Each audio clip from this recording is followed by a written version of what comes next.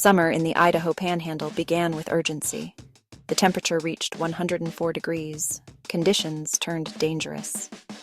At 1:20 p.m. on June 29, 2025, a call arrived at the Kootenai County Dispatch Center.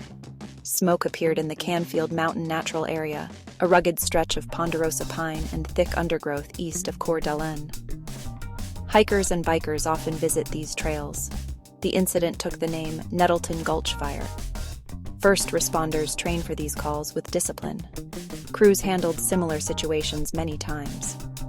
The alert sounded. Local fire departments mobilized.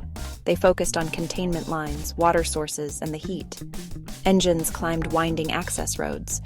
Firefighters prepared for a standard response to a small blaze.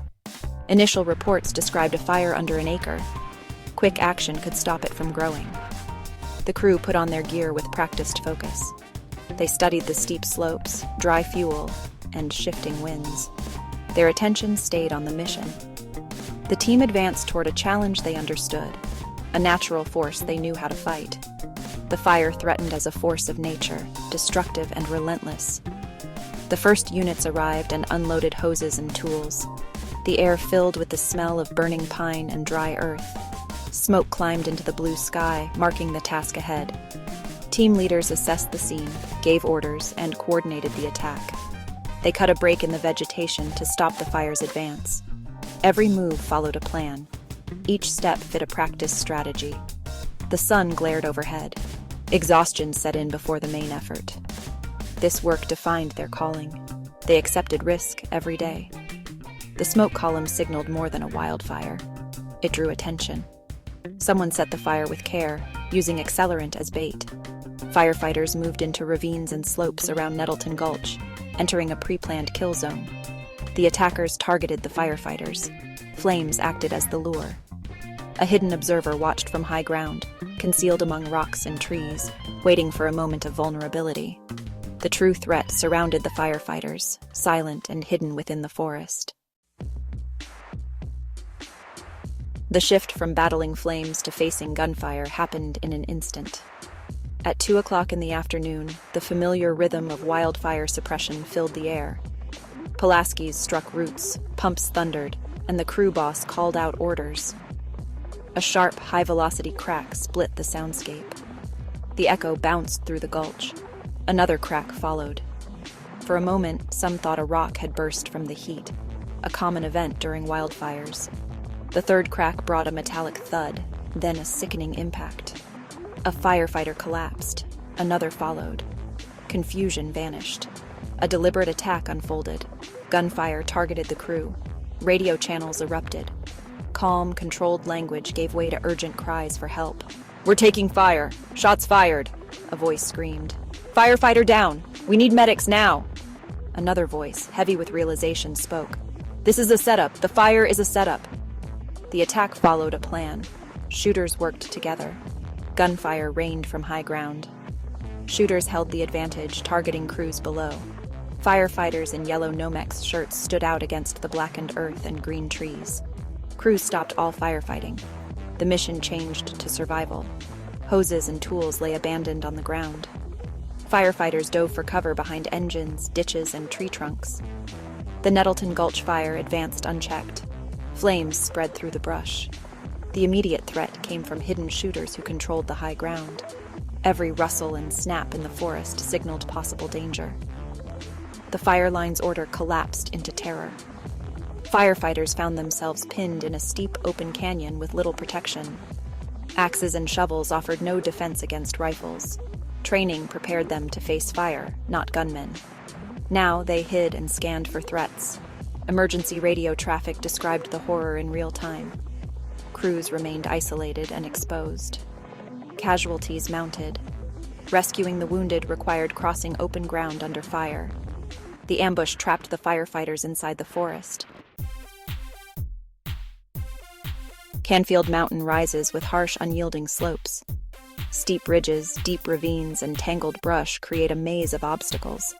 Hikers and mountain bikers seek out these trails for their difficulty, but the same features allow attackers to set traps.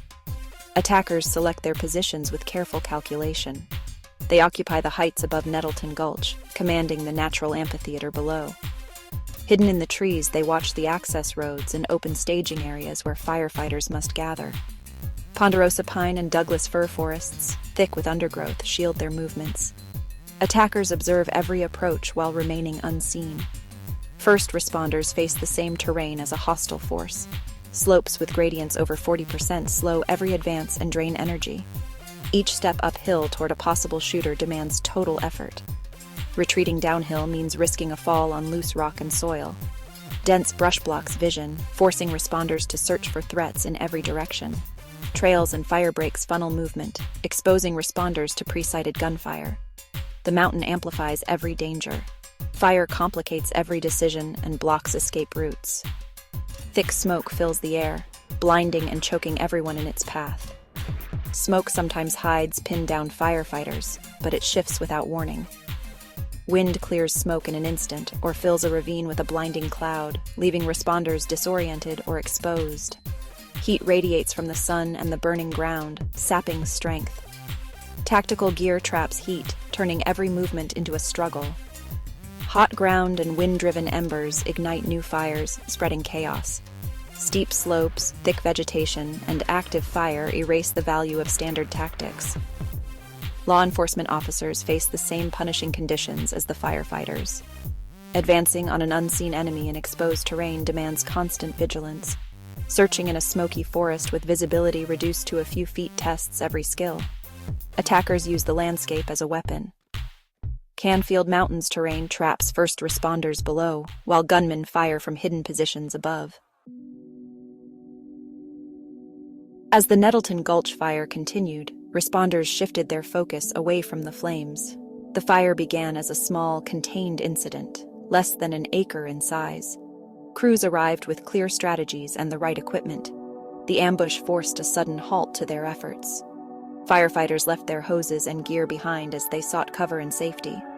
Every available hand turned to rescue and protection, leaving the fire unchecked.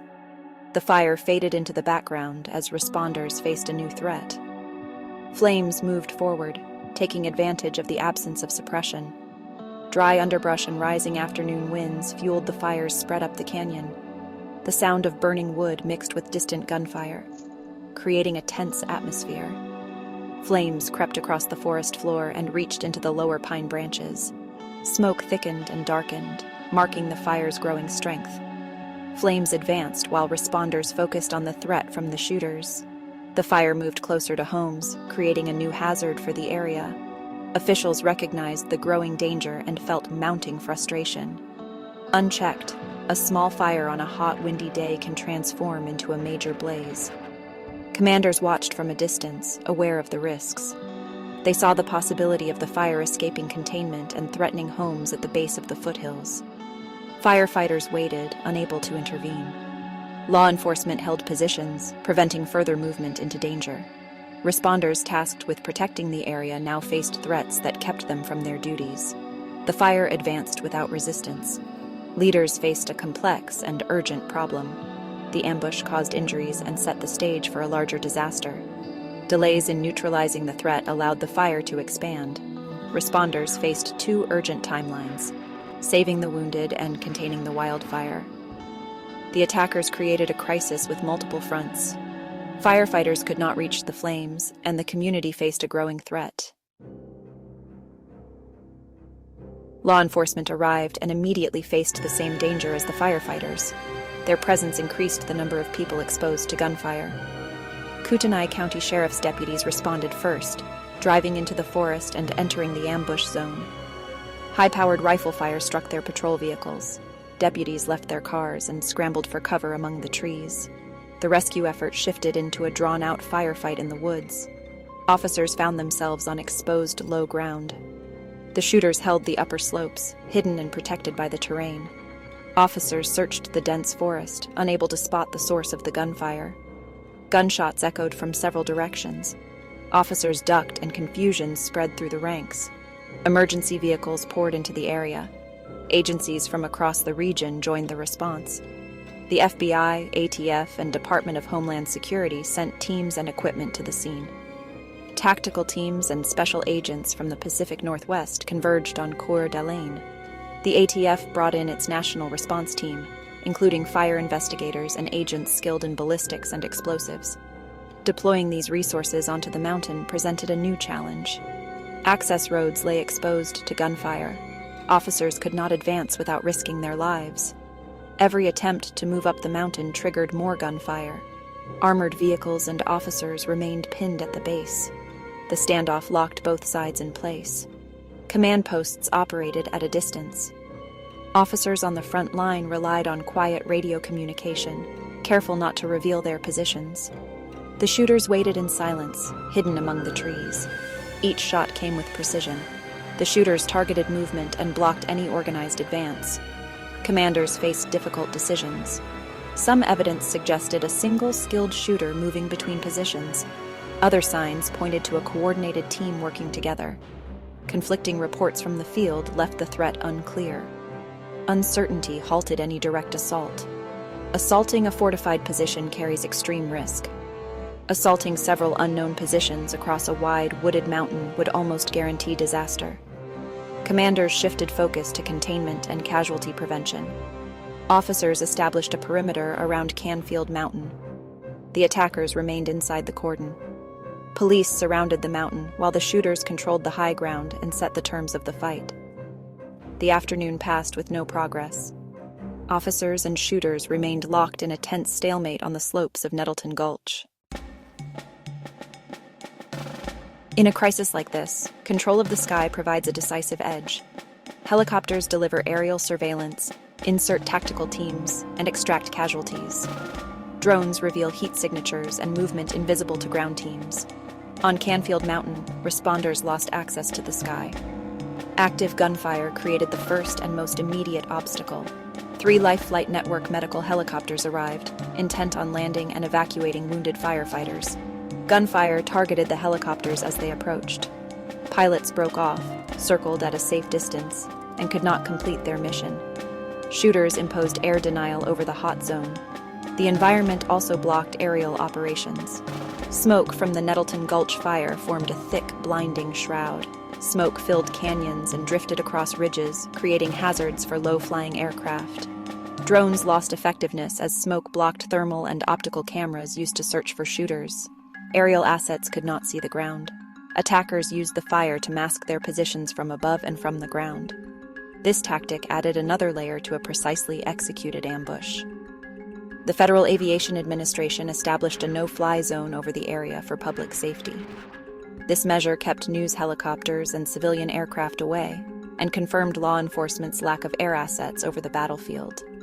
Responders operated without visual support. They could not see the entire scene, track shooters, or identify escape routes. The command post received fragmented reports from ground units, but no one could assemble a complete picture or create an effective plan. Ground teams remained isolated and vulnerable without air support. The loss of the sky affected morale. Officers and firefighters on the mountain felt alone. They heard sirens and helicopter rotors nearby, but help could not reach them. Attackers moved without interference. Unseen from above, they shifted positions, gained new angles of fire, and prepared for escape. The smoke-filled sky imposed a barrier, trapping responders and shielding their assailants. Emergency channels filled with precise numbers, each one revealing the ambush's deadly impact. 2 firefighters lost their lives. The first crews to arrive faced gunfire before they could react or understand the threat. Their bodies remained in place, unreachable by their colleagues. A third firefighter suffered critical wounds. Comrades provided first aid while seeking cover from gunfire. Radio calls requested at least 5 ambulances, reflecting the chaos and fear of more victims on the hillside. The loss struck immediately and deeply. Rescue efforts demanded impossible decisions. Medics and responders crossed open ground to reach the wounded and the dead, exposing themselves to sniper fire. Gunfire forced life flight helicopters to leave, removing the fastest evacuation option. Evacuation by ground became the only choice, slow and dangerous. Rescuers carried a wounded man on a stretcher down a steep, rocky slope while under threat. The task demanded courage and resolve, with every step carrying risk. Hidden assailants opened fire whenever teams advanced toward the victims. Incident commanders faced the burden of every decision. Each choice weighed the value of one life against the risk to many. Officers heard wounded colleagues calling for help, yet held their positions. The situation demanded tactics from warfare, not standard police work. The rescue mission stalled, frustration and heartbreak growing with every minute. Teams advanced, drew fire, and retreated, unable to reach the fallen. Every attempt to save lives risked more casualties. First responders showed courage, but bullets ignored bravery. Authorities withheld the names of the fallen, but each belonged to the community. The victims served as colleagues, friends, and neighbors. As the standoff continued, responders at the staging area shifted from shock to a mix of grief and anger. They watched the mountain, knowing friends faced death or grave danger, unable to intervene. The Canfield Mountain ambush left a mark measured in lives lost, wounds suffered, and the psychological scars carried by everyone who witnessed the ordeal and could not reach their fallen colleagues. The tactical standoff on Canfield Mountain forced authorities to expand their focus. The threat extended beyond the shooters, compelling law enforcement to secure the entire community. Canfield Mountain Natural Area borders the neighborhoods of Coeur d'Alene. Homes and streets sit beside the forested slopes. Nettleton Gulch Road serves as an entry point for hikers, bikers, and families who use the trails and parks. The Kootenai County Sheriff's Office issued a shelter-in-place order. Officers delivered the message with urgency. Local news, emergency alerts, and officers going door-to-door spread the order throughout the area. Residents locked doors, closed curtains, and stayed inside. No one left their homes. The community shifted from a summer afternoon to a tense, uncertain atmosphere. Police sealed off trailheads with tape and warnings. Patrol cars blocked roads to the mountain. Red and blue lights illuminated the streets. The threat reached into the neighborhoods and streets. Authorities considered the risk to civilians on the mountain's trails. Some people remained trapped between the fire and the shooters. Police ordered evacuations for homes near the mountain. Families packed quickly and left as tactical teams moved in. The lockdown enclosed the eastern side of the city. Police set up barriers and roadblocks. Daily routines stopped. Playgrounds, streets, and businesses emptied. Sirens and helicopters broke the silence over the neighborhoods. Residents felt fear and uncertainty inside their homes. The source of danger remained hidden. No one understood the motives behind the attack. Police patrolled the perimeter. Residents wondered if the shooters could escape into the streets. Limited information increased anxiety throughout the community. The police cordon protected the neighborhoods and reminded everyone of the ongoing danger. The shelter-in-place order expanded the emergency into a citywide crisis. Authorities recognized the limits of their control over the situation. Police could only advise residents to stay hidden for safety. The shooters on Canfield Mountain created fear and uncertainty for the entire community. As night approached, the lockdown continued. The city waited in darkness for any update from the mountain, which remained under the control of armed attackers. On June 30th, 2025, Canfield Mountain stands quiet. The gunfire has stopped, but questions fill the air. National media outlets remain largely silent. A planned ambush targeted American first responders. Domestic terrorism occurred, yet headlines do not reflect the urgency. 2 firefighters lost their lives. A third remains in critical condition. Law enforcement continues its operation. The story receives regional coverage, not national focus. This subdued response prompts a troubling question. Has violence become so familiar that such an attack fails to shock the nation? Investigators have not identified the attacker or attackers. Motives remain hidden. No organization has stepped forward. No written statement has surfaced. Speculation grows. Why did someone target firefighters? Did the attackers focus on firefighters, or did they use them to draw law enforcement into danger? Did anti-government beliefs drive the attack? Did a personal grudge motivate the violence? Does another reason exist? The attacker selected the location, used fire as bait, and controlled the situation with discipline.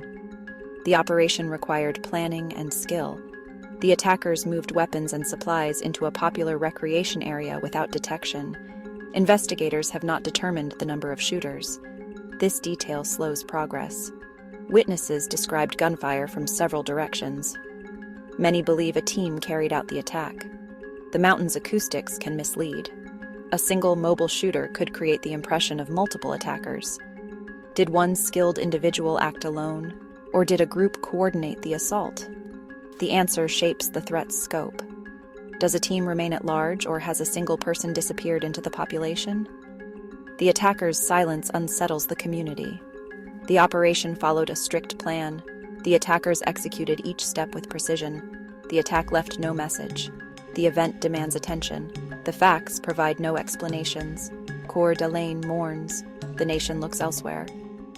The questions surrounding the Nettleton Gulch ambush carry weight. These questions reveal a new form of violence and expose a failure to recognize the threat's seriousness.